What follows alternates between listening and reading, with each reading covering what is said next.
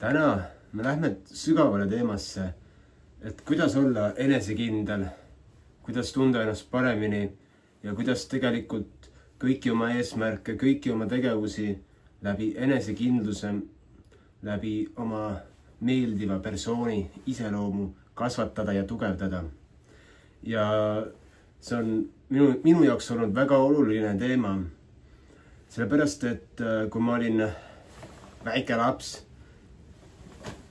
8, 9, 10, siis ma kogesin koolikiusamist ja sellel olid väga tugevad tagajärjed. Ja ma olen nüüd kogu sellele järgneva elu neid tagajärgi hajutanud ja ära kaotanud. Alates kokutamisest kuni silmanägemise kaotamiseni, mitte täieliku kaotamiseni, aga mul oli -9,5 prillid. See on väga palju. Ja kuni selleni, et ma käisin tänava peal ringi, vaatasin selja taha, et ega keegi ei tule. Ja see on sellepärast, et kui me käisime äkki 2. või 3. klassis, jalutasime sõpradega minu juurde, et mul oli 2 sõpra kaasas, aga mingi mees jälitas meid jalgrattaga. Me ei saanud aru, et sõitis seal, sõitis mööda ja siis sõitis raudtee juurde ja siis me lähme raudtee peale ja ta lihtsalt on seal ja järsku tuleb, võtab selja tagant minust kinni, tõstab üles, võtab mul selle mingi nuppudega telefoni taskust välja ja võtmed ja viskab mind maha ja siis põgeneb ära. No siis me helistasime politseisse ja vanematele aga see, et me kuskile kellelegi teatasime ja nii edasi, see on lihtsalt tagajärje leevendus. Aga mis see nagu väikse lapse meelele teeb? Vot see on see nii-öelda küsimus. Ja väga keeruline on lapsele pakkuda ka mentaalset ja vaimset tuge, kui sellised asjad juhtuvad. Ja siis ma olengi siin igasuguseid asju teinud, igasuguseid asju proovinud, et ma usun, et selles podcasti vormi loengus mul on sulle väga palju sisevaateid pakkuda, et kuidas sellistest asjadest välja tulla ja ennast nii-öelda iseennast sees poolt nähtavaks tuua. Et kooli ajal siis juhtus igast asju, kõik need kiusamised, siis oli veel koolivahetus, kui ma suutnud nii-öelda sisse sulanduda teise kooli, tundsin sellist nii-öelda teiste laste üleolekut ja igasugused asjad. Ja siis, kui lõpuks kool läbi sai, et sellepärast ka ma hästi paljudes oma nendes nii-öelda videotes, postitustes, loengutes, vestlustes soovitan koolisüsteemi täielikult ümber teha ja täielikult lõpetada praegune laste orjastamine ja piinamine, sellepärast, et minu enda kogemus kooliga oli väga kehv. Ja kui ma vaatan lihtsalt sellist töömaailma, mida luuakse, et meil koolis õpetatakse nii-öelda alluvaid, orjasid, inimesi, kes alluksid, teeksid ilusti tööd, nagu neil kästakse, ette öeldakse.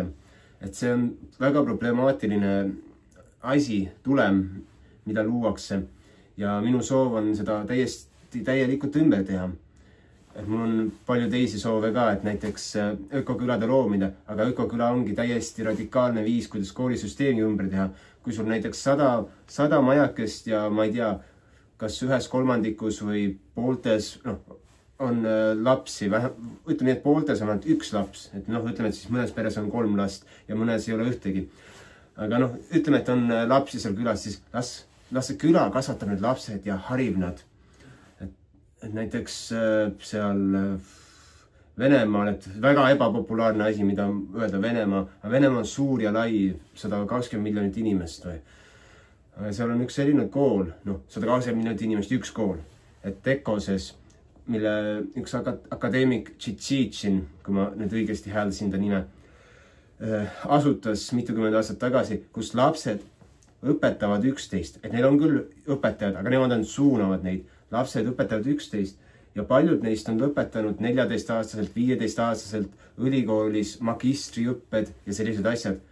Sellepärast, et see, kuidas see kool töötab, lapsed õpivad nii efektiivselt. lapsed on ise ehitanud koolimaja, lapsed tegelevad seal kõikide haldustöötega, koristamisest turvameheni, toidu tegemiseni.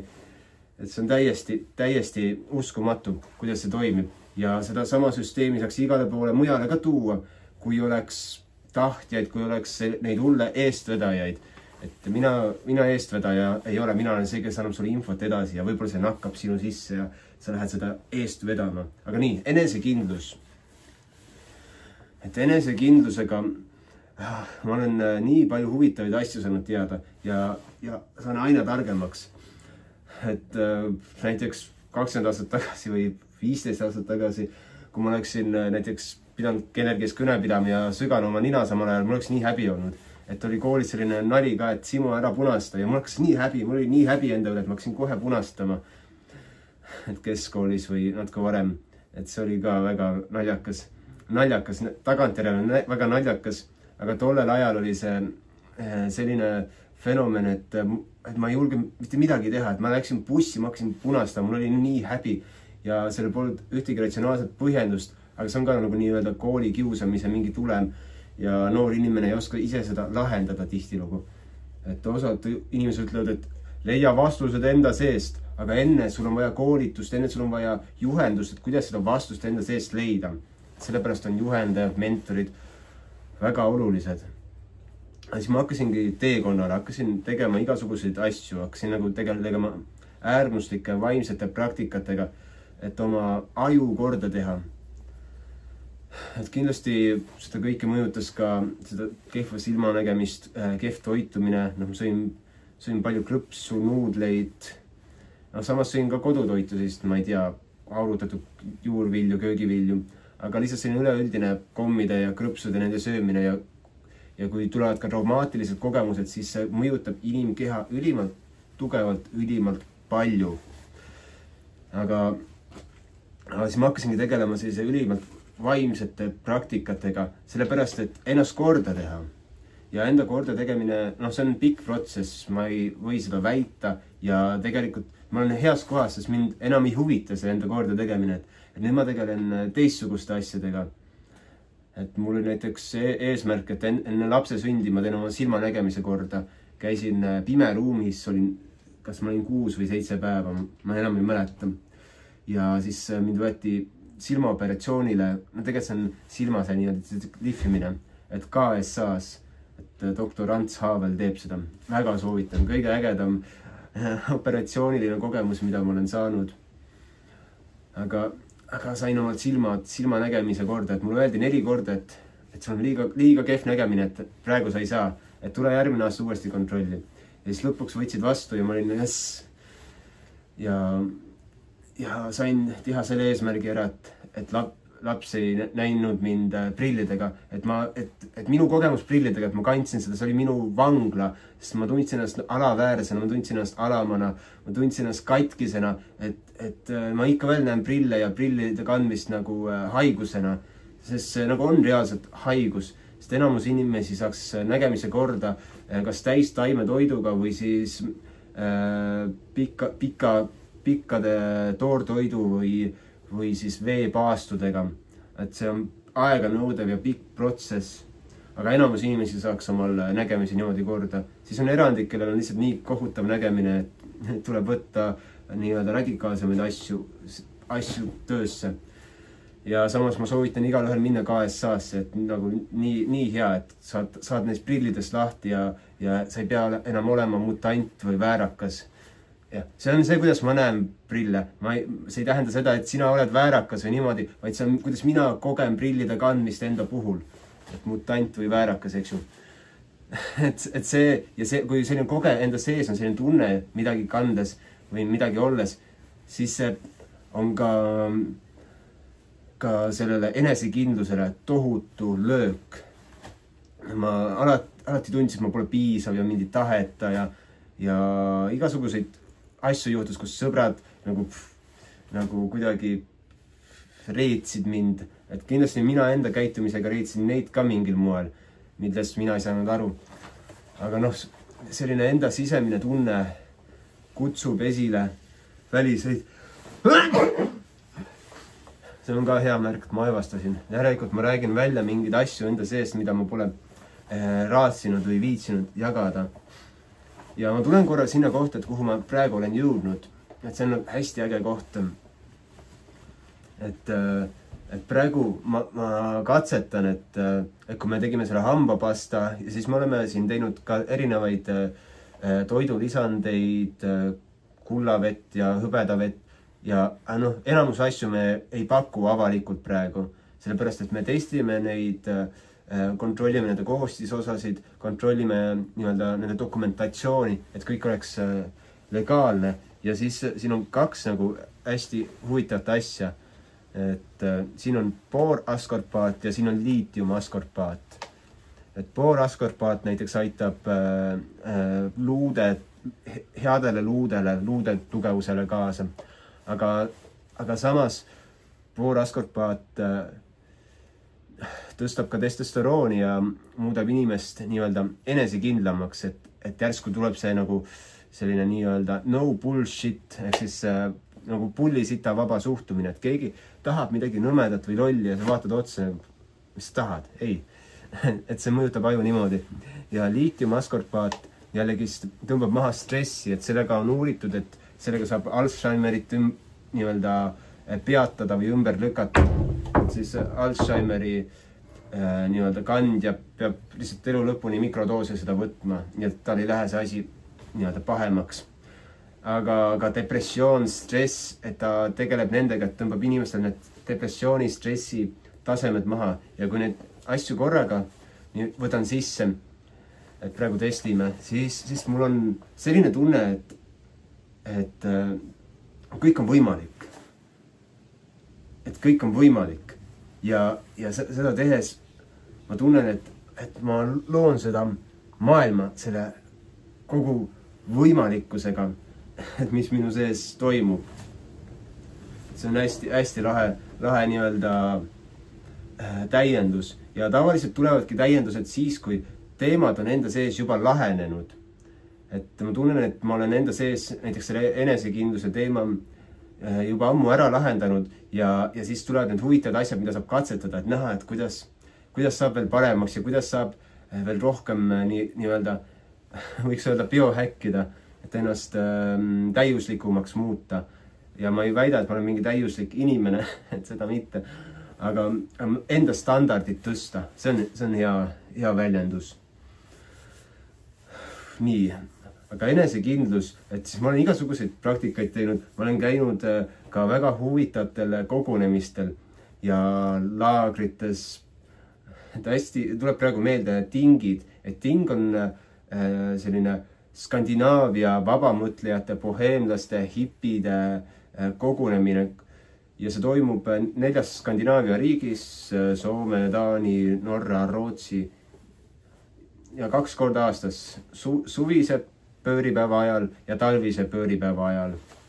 Ja umbes 6 aega kestab, et selline kokkusaamine, pidustused ja ma käisin seal päris mitu korda, et ühe korra ma nägin seal sellist väga huvitavat asja, aga kohe jõuan selleni, et seal istutakse nendes ringides, et seal on jutupulga meetod, et räägitakse ringis, et see, kelle käes on jutupulk, kõik kuulavad teda.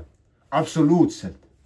Ja tead, kui ma esimest korda istusin ringis ja pidin jutupulka käes hoidma, kogu keha väriseb, kõik inimesed kuulavad mind ja siis ma hakkan rääkima midagi, mina arvan seda ja see on vana indiaanlaste meetod, kuidas indiaanlased lõid konsensust, üksmeelt, ükskõik mis konfliktides või suurtes otsustes, mida nad tegid ja see alati toimib, et kui meie poliitikud või suurettevõtted, korporatsioonid, nemad kasutaksid seda jutusaua, siis meil ei oleks maailmas sõdasid, meil ei oleks maailmas konflikte, vaid meil oleks maailmas koostöö, ühisloomine. Et Toomas Trapido on hästi palju teinud ka neid pulgaga, neid ringe ja Toomas armastab sellest rääkida, et soovitan temaga ühendust võtta. Aga igatahes seal tingil oli siis see ring ringi ja osalesin siis mõndades ringides juba ja hakkasin kogu selle süsteemiga tuttavaks saama ja siis seal oli üks mees, kes koges sarnast asja, et tema tuli sellisest kontoritööst ja kutsuti sellisele kogunemisele ja tema sai nii-öelda närvivapustuse, et järsku kõik inimesed sõbralikult teda kallistati lihtsalt suvaliste inimeste poolt ja tema närvisüsteem ei pidanud vastu, et tekkis nagu jube vihahoog niimoodi, et ta oli tunde jooksnud metsas ringi, karjunud, rünnanud ja siis mingid inimesed nagu avastasid selle, et ta teeb seal niimoodi, kutsusid siis hulniku inimesi kokku, läksid, püüdsid ta kinni nagu metsiku looma, siis tõite nagu vedasid ta nagu tuppa, paitasid teda, kallistasid ja siis toimus see juturing, kus räägiti seda asja, arutleti. Või siis seal oli näiteks probleem, üks mees käis nagu ahistas naisi või nagu ta otseselt ei ahistanud, umbes kõndis möödas, katsus kellegi peput ja see on nagu geniaalne viis, et meie ühiskonnas on see, et kui keegi teeb sellist asja siis nagu kohe mätakas ja vangi, eks ju. Aga see ei olnud ka mingi selline nii-öelda väga hull ahistamine või midagi, aga see oli selle nagu nii-öelda juurtega ja see mees tõmmati hoopis juturingi ja seda hakati lahkama. Kõik inimesed, kes tundsid, et neid oli ahistatud, rääkisid sellest ja mitte keegi ei näidanud, et otse tema tegi, vaid kõik rääkisid sellest kolmandas isikus ja see teema lahenes ja väga huvitaval moel, sellepärast et see inimene mitte ei tundnud häbi või hävingut enda sees, vaid ta tunnistas üles ja ta tunnistas üles enda sees olevad puudused, vajadused ja miks ta teeb seda. Ja peale seda see tegevuslaad, selline tegevusmall kadus ära. See on täiesti hämmastav. Täiesti hämmastav, kuidas juturing võib muuta inimeste psüühikat, persoonat ja aidata neil välja tunnistada endas sees olevaid aspekte, mida nad on varem varjanud või nii-öelda põlanud. Täiesti hämmastav asi. Aga aga see on üks kogemustest, mida ma olen kogenud. Ma olen siis käinud ka erinevates ökokülades ja sellega on ka üks tore nali, et kui ma keskkooli lõpetasin, siis ma nägin internetis, et toimub ökokülade kokkusaamine Saksamaal, Berliini lähedal. Vaatasin internetis kõik kuupäevad, kohad, kuhu tulla, võta see rongiliin ja ma olin nagu vau. Siis ma otsustasin, et ma lähen sinna siis. Rääkisin kõigile, et ma lähen Euroopa reisile ja jumal äge. Ja mul oli eesmärk, ma lähen sinna ökokülade kokkutulemisele ja leian sealt nagu oma elu, et leian selle nii-öelda vabastuse kogu sellest asjast, mis ma siis kooli olin kogenud. Ja läksin sinna, jõudsin kohale ja ei kusagil. Kuskil ei olnud seda kokkusaamist. Ma leidsin mingi ökoküla Berliini äärest, mis on hämmastav. Nemad kutsusid mind külla, aga mul oli juba siis nii häbi, et ma ei taha tulla. Ja siis lõpuks läksin lihtsalt, käisin Berliinis ringi, läksin Prahasse ja lõpuks rändasin Eestisse tagasi. Ja mul oli nii häbi, et ma ei rääkinud mitte kellelegi, et ma tahtsin minna ökokülade kokkusaamisele. Sellepärast ma ebaõnnestusin oma teel ja mul läks mitu aastat aega enne, kui ma suutsin sellega toime tulla.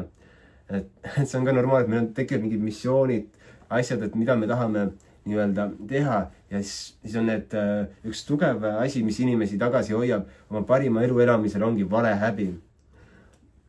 Osadel on ka viha, et näiteks üks äge naljakas praktika, et kui ma avastasin heliteraapia enda jaoks, kristallkausid ja kongid ja vaatasin, vau, kosmosehelid. Et siis seal oli seminari nimi oli, et avasta enda sisemine hääl. Et ma tahtsin alati lauljaks saada ja et ma peaaegu olen isegi mõnikord saanud lauljaks, eks ju. Et vahest esitan oma laule.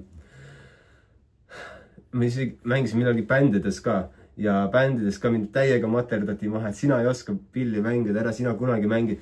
Käsi, ma ei suuta enam kitarri mängida, mu käsi enam ei liikunud selles pinges, nagu iga sõna nagu ja siis ma aastaid nagu vihkasin kitarri mängimist, mis siis, et see on minu lemmiktegevus. Et kui ma istun kodus, ma võtan kitarri kätte, hakkan seda mängima, siis vahepeal tuleb mingi laul ja et see on täiesti minu nagu lemmiktegevus. Igatahes ma olin seal seminaril avastama see südame hääl ja siis seal oli selline praktika, et üks inimene seisab ees püsti ja ütleb ei ja siis tema ees teine põlvitab, tal on padi käes ja ütleb, palun aita mind. Siis see, kes seisab, ütleb ei. Ja maas olev ütleb, palun aita mind, ei. Ja siis on jumala paljud inimesed hakkasid karjuma, röökima, pattu loopima vastu seinasid ja lagesid. Et see oli täiesti hämmastav värk. Aga sellega seoses ma avastasin, et mulle endal oli täiesti jättis külmaks, et ei aita siis, so what. Ma võin teisi asju teha, et mind nagu ei sega see. Et igal inimesel nagu erinevad nii-öelda punktid, mis neid puudutavad ja siis toovad neist neid asju välja. Vot, nii. Ja üks huvitav asi, mis ma siis olen märganud, et enesekindlusega seoses, et on igasuguseid nii-öelda tehnikaid, kuidas saada paremaks ja ka kogeda elus neid asju, mis me soovime, ütleme manifesteerimised ja et tegelikult asi hakkab paarist lihtsast asjast ja mis mind jälle nende koolide puhul segab, et vanuses 8 kuni 13-14 laps ei tohiks istuda päevas üle 2 tunni. Ta peaks liikuma, ta peaks asendeid muutma, aga kui ta on staatilises istumisasendis, see murrab tema selja. Ja eriti veel tänapäeval lähevad nendest seadmetest koju, lähevad koju, istuvad, vahivad arvuteid, ekraane. Et see hävitab lapse selja ära ja minuga juhtus seda, et minu selg täielikult hävines. Ja selle tulemusena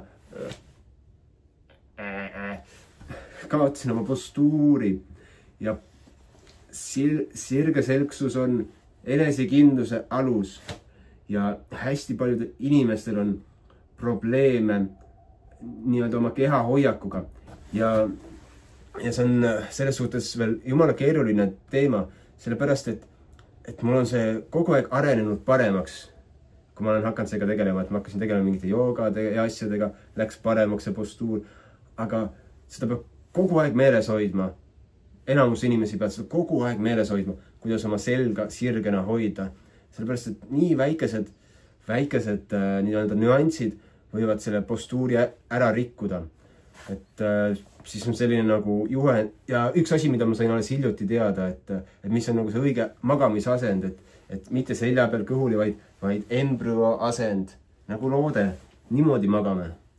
Ja siis selline asi ka, et olen uurinud neid erinevaid viise, kuidas oma suud hoida ja nüüd ma sain lõpuks kinnitust, et tuleb keel panna suulakke nagu tõh.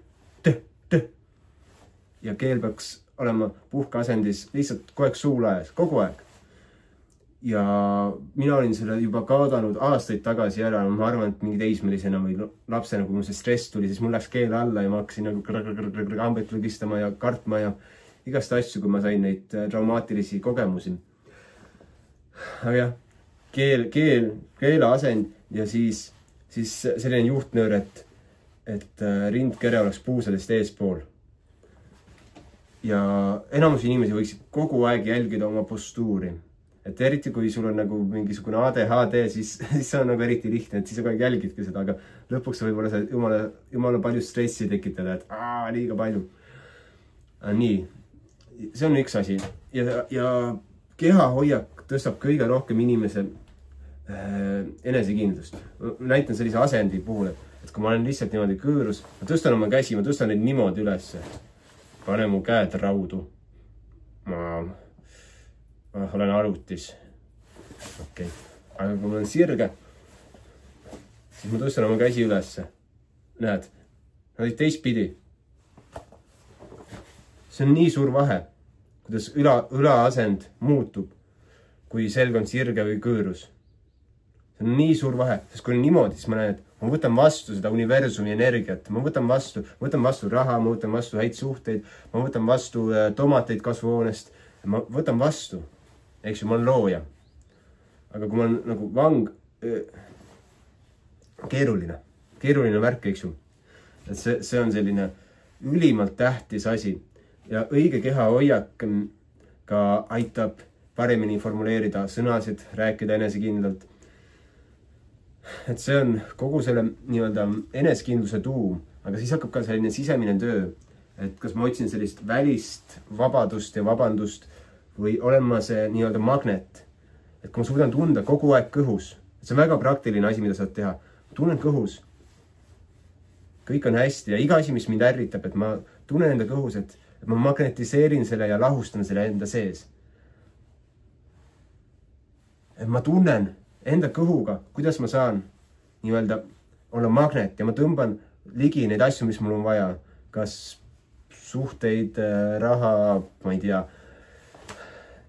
mis meil vaja on. No, need on kaks peamist asja, et inimesed tunnevad ennast üksikuna ja tahaksid, et neil oleks rohkem raha, eks ju. Ja on tunne, et ma olen see magnet, ma magnetiseerin seda ja siis tulevad need hirmud, siis ma lahustan neid enda magnetiga. Väga lihtne. Ja samal ajal lasen enda meelel ette kujutada asju, unistada sellest maailmast, mis mul on. Iga asi, mida ma ette kujutan, on potentsiaaliga, et on päris, sest muidu ma ei kujutaks teda ette ja siis on see minu asi seda magnetiseerida ja lähedale tõmmata. Ja tähtis on, et ettekujutused tulevadki sellest nagu heast, puhtast, helgest kohast. Et osadel võib olla väga nagu kummalisi pilte ka.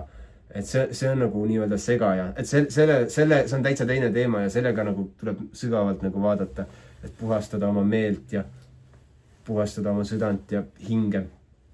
Ja sellepärast näiteks tekitasin just hiljuti skandaali, kui ma rääkisin naatriumfluoriidist, et mida see teeb, et tema nagu pärsib melatoniini tootmist pluss kaltsifitseerib käbinääret nendes väikestes kogustes, isegi mida hambapastades on. Ja see on ohtlik. Ja ta on just sellepärast ohtlik, et me ei suuda unistada ja luua endale reaalsust. Ja siis me olemegi need nii-öelda kõõlus inimesed, kes on need vangid selles nagu reaalsuses. Eks ju? Et see on kõige kiiremad nipid enesekindluse tõstmiseks, parandamiseks ja asjade ära tegemiseks. Ma loodan, et minust oli sulle kasu. Soovin sulle ilusat päeva ja lähme sellesse teemasse ükskord veel tagasi. Et kui sind huvitab see hambapasta, siis vaata alt, see on see meil. Et nägemist.